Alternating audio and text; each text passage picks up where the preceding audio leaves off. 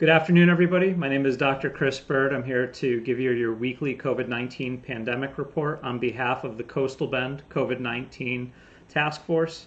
It's April 23rd, 2021. I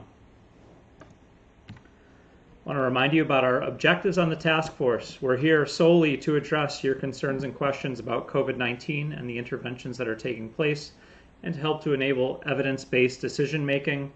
I want to apologize for us delaying the Q&A session earlier today. We had some technical difficulties that prevented us from going live. We're working those out, and we may be broadcasting the Q&A after this, so stay tuned. There are several interventions that are taking place to combat the spread of COVID-19. The primary one is the vaccine and getting vaccinated. Right now, there's a high risk of coming into contact with COVID in the general community. You can see the nuecesnows.com risk dashboard to see the risk every day, but it's been orange for several weeks in a row now, which is one step below the highest level. So you're also encouraged to avoid crowds. If you are going into a crowded area, you should be wearing your face covering or coverings. If you have a cotton face covering and a surgical mask, you're encouraged to double up on that. Social distance, isolate when you're exposed or symptomatic, and we have partial to all remote schooling occurring in the Coastal Bend region. I know I've seen more and more people taking off their masks in public settings. I want to remind you that the pandemic is not over yet. COVID-19 is still in our community right now, and even if you've been vaccinated, you want to continue to wear the face coverings so that you're not essentially an experiment determining if you can be the one that contracts the version of the virus that's immune to the vaccine. Please keep wearing your face coverings until the level of COVID goes down more than it is now. We're not low enough yet. So in terms of active cases, there are 624 active confirmed cases this week. It's the same number as last week. There's been 42,752 confirmed cases and 40,868 recoveries from those confirmed cases. Now, a confirmed case is one that's determined with the nasal swab test or a PCR test, or one of the other tests combined with a physician's diagnosis of COVID-19. So the confirmed cases aren't all of the cases, they're just a portion of all of the cases. So many more people have contracted COVID in the Coastal Bend, maybe up to 40% of the Coastal Bend has contracted COVID at this point throughout the whole pandemic. In terms of the transmission rate this week, we're right about where we were last week. There's no change in the model. The transmission rate is 0.97, which means essentially that for every person that contracts COVID, they pass it on to another person. And so that keeps COVID level and does not allow it to decline. What we'd like to see is COVID start to trail off more in the community. The way that can happen is if we continue to take it seriously rather than trying to go back to normal. The reason why we're staying level and not continuing to drop like we were in the past, look at all this time between the new year and mid-March where we were below 1 in that transmission rate, which means COVID's declining. The reason why that's not happening anymore, despite the fact that people are getting vaccinated, is that as people are getting vaccinated, there's other people that aren't getting vaccinated that are also taking off their masks.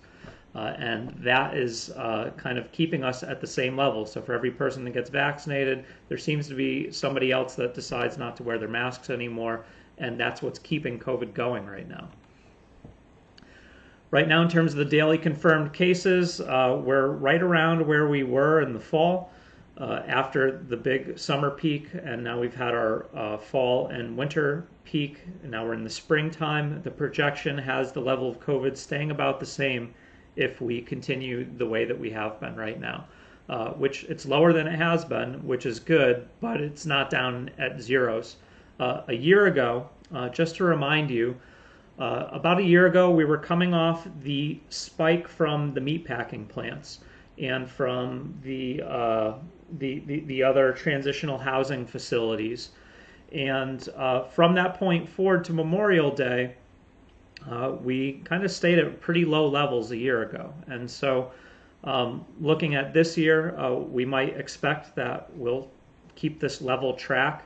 And then maybe around Memorial Day and into June, things could change. So when we break down the number of new cases per day by age class, and this is just for Nueces, we only have this data for Nueces County, what you can see is that while last week the overall trend, which was probably out to here, looked like a declining trend for pretty much all the age classes, this week there's been some increases, and you can see that there's increases in the number of cases per day in 0 to 17-year-olds. 18 to 39-year-olds, slightly declining to staying level. 40 to 64-year-olds, staying level to slightly increasing, and then staying approximately level for people above the age of 65. So we are seeing a little bit of spreading of COVID in the young people in our community. When we look at the counties, what you'll see is that Nueces has been relatively level to slightly declining in the past week, but right around here, 25 new confirmed cases per day, versus in the rest of the coastal bend, we've seen quite a few other counties experiencing a marked increase. And we can zoom in on this. So these are only the coastal bend counties that don't include Nueces.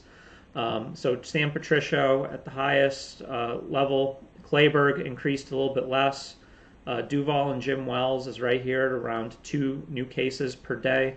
Aransas is increasing, Refugio is increasing, B County is increasing, and Brooks is staying about level. So we haven't been able to, I haven't seen a trend like this in the surrounding coastal bend counties in a little while. So we're bringing this to your attention now. It's only been for about a week that this trend has developed. So sometimes these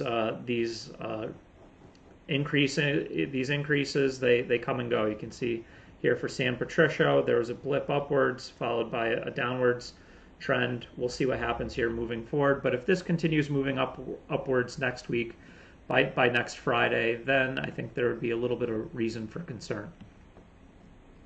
All right, going to the South Texas metro areas, you can see that there are three counties in the South Texas region, Victoria, Brownsville, and San Antonio, that are all experiencing an uptick in COVID cases. McAllen continues to trend downwards, while the other counties are staying approximately the same and level. Here's the whole state broken up by public health regions. We are in South Texas, here, this gold area. And if you look through the spaghetti of different lines there, you can see that South Texas overall is just slightly decreasing. San Antonio and that public health region is increasing fairly markedly over the past couple weeks. And then El Paso about level, and most of the other parts of the state are right about level. Okay, so coming back into the coastal bend and hospitalizations, I've updated the model this week. If you've been following us, I've been showing a pattern where since about the end of January, the model projected number of hospitalizations was below the actual observed number of people in the hospital with COVID. And so I had to increase the hospitalization rate to get it to fit. And now what that means is that the hospitals could have lowered the bar for who's admitted with COVID, but it is also probably partially reflective of the new COVID variants, now not so new, but newer COVID variants that we know are spreading around the country and come along with increased virulence, which means that you'll get sicker if you get infected with one of these newer variants than if you got infected with one of the older variants. And so those two factors combined are resulting in this new projection. And so what we see is for the people in the hospital with COVID, it's staying approximately level. If you look at a longer time period, it's still declining slightly. Our projection is to have it continue to stay level to declining slightly if everything continues the way that it has been. Looking at the ICU, and we're really concerned about the ICU because this is where our healthcare system feels the COVID pinch first. And right now, it's not feeling that much of a COVID pinch. You can see there's 22 COVID patients in the ICU right now and 132 non-COVID patients before the big outbreak in June and July of last year, which kicked off right around Memorial Day 2020. There was approximately 148 people on average day to day in the ICU that didn't have COVID. I would say right now we're in the range where people who need ICU care can get it. And that's what we want to keep it. This is the way that we want to keep it, so that if somebody needs intensive care that doesn't have COVID, they can get it, and they're not getting swamped out by, excuse me, a number of people with COVID like we saw here in July of 2020, where we had as many people or more people with COVID in the ICU than we would normally see patients in the ICU, period. Okay, this graph is a single day. It's April 22nd, which is yesterday, for the whole Coastal Bend. This is the ICUs again, and the red is COVID. The more red you see, the more strain there is on the ICUs in the different parts of Texas due to COVID. The more blue you see, the less strain there is. I believe I can say that we haven't seen these skies so blue since we started showing this figure. So it's a very low level of strain on the ICUs right now across the state due to COVID. This is good. We want to keep it that way. All right, moving on to fatalities, the weekly fatality rate, and what that means, or weekly number of fatalities. Each one of these points represents the sum total of fatalities in the previous 7 days. I like this figure because there's a lot less variance in it than the daily fatalities, which you can see here. And see how spread out those data points are when you count the fatalities day by day versus when you count them week by week or the previous 7 days. You can get a better fit. So here you see the model fit to that data, and the projection is that we're leveling off, and we expect that the fatalities will continue, unfortunately, due to COVID-19. Here it is in the daily view, same projection. So we're right around 1 fatality per day in the Coastal Bend. In total, there's been 1,260 fatalities due to COVID-19 in the Coastal Bend. If you look at this trend, you can see that this is the total number and it's leveling off. Part of the reason why it levels off is because death certificates are being processed from the past 14 days. But the other reason why it's leveling off is because the fatalities have declined substantially over or below what they had been at. And we're at 765 fatalities in Nueces. I want to remind you that this data that we obtain from the state is a little bit behind the data that you see in the local newspaper, the Caller Times, or you see at cctexas.com. So there might be a few more fatalities listed there. Moving on to vaccinations, looking at more of the bright spots in the pandemic. We're increasingly vaccinating the Coastal Bend population. Kennedy is leading the way with nearly 35 and 40% of Kennedy has been vaccinated at this point. And this is among all residents, not just the elderly, not just among adults. That's 35 to 40% of all residents in Kennedy have been vaccinated. And then Live Oak is down here right around 19%. And then all the other counties are somewhere in between there, with Nueces right around 26% of the population being fully vaccinated. When we look at the whole state, we can see that 27% of the Coastal Bend has been fully vaccinated. Again, this is out of all people in the Coastal Bend, not just adults. But we're falling a little behind some of the other areas. Seven Flags, which is Laredo and the surrounding area, they are at 30% of their population fully vaccinated.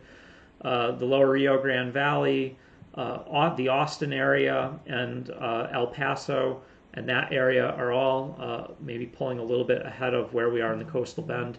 I'd like to see our numbers increase a little bit more than they have been so that we can lead the state again in this category.